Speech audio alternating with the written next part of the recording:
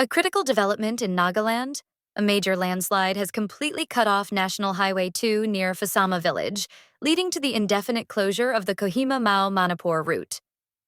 The affected stretch lies between Phesama and Kisama, and authorities say the collapse was caused by continuous rainfall weakening the terrain.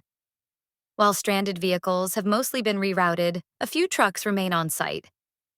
Deputy Chief Minister T.R. Zeliang visited the area earlier, and on-ground officials are now working with village leaders to assess new road alignments.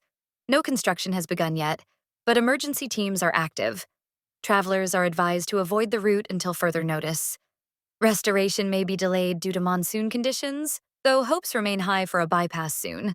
We'll bring you more updates as the situation develops.